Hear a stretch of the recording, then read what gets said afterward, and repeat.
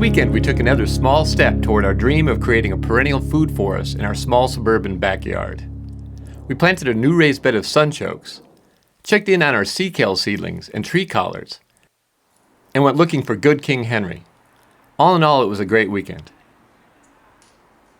Though it's too early to plant many crops here in Zone 5, it's the perfect time of year to plant sunchokes, which are a species of sunflower native to eastern North America. Their flowers can grow nearly 10 feet tall, but it's their tubers that we're after. They can be eaten raw or cooked, and can be used as a substitute for potatoes, though they taste nuttier and sweeter. Joe Fieser generously sent us these sunchokes a few months ago. Apparently he's also sending some to M.I. Gardner and Praxis. Not only that, they originally came from John Kohler's garden. So these sunchokes are making their way all over the YouTube gardening community, which is pretty cool. When planting sunchokes, it's important to keep in mind that they can be invasive. To try to keep ours contained, I planted them in a small raised bed built just for this purpose, and filled the bed with compost made from leaves, yard waste, aged wood chips, and coffee grounds. I sifted the compost through quarter-inch hardware cloth to remove unfinished material, mostly wood chips. I placed the bed in a relatively sunny location. Sunchokes prefer full sun, which is hard to come by in our shady yard. But we're hoping we'll get a decent crop even with less than optimal sun. Before completely filling the bed, I tested the pH of the compost and found it was 6.9. This is just about perfect for sunchokes, which are like a neutral pH.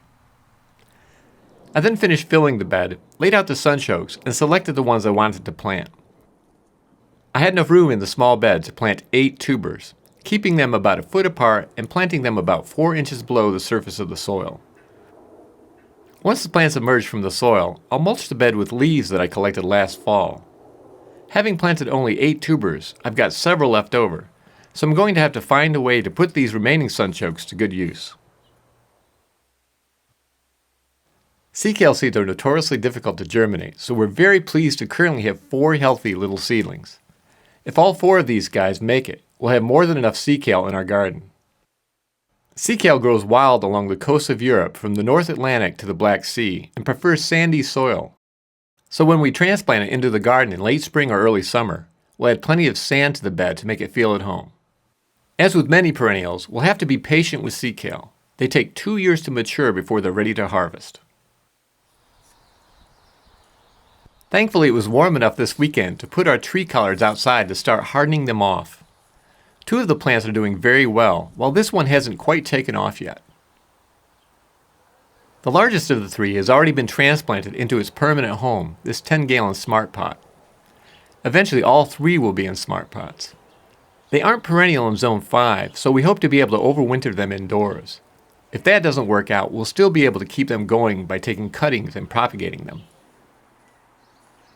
Lately, every time we go out to the garden, we look for good King Henry, but so far we've been disappointed. Good King Henry is a perennial green that is hardy to Zone 5 and makes a great substitute for spinach. As with many perennials, it takes some patience when trying to grow it.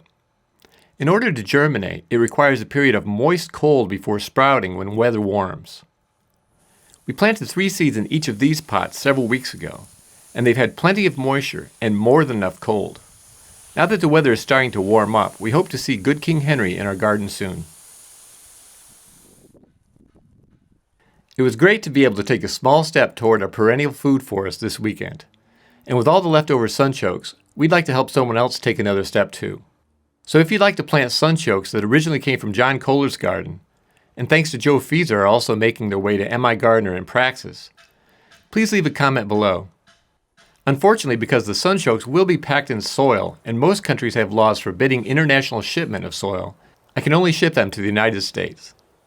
So if you have a U.S. shipping address and are the first person to leave a comment indicating your interest, I'll ship the sunchokes to you.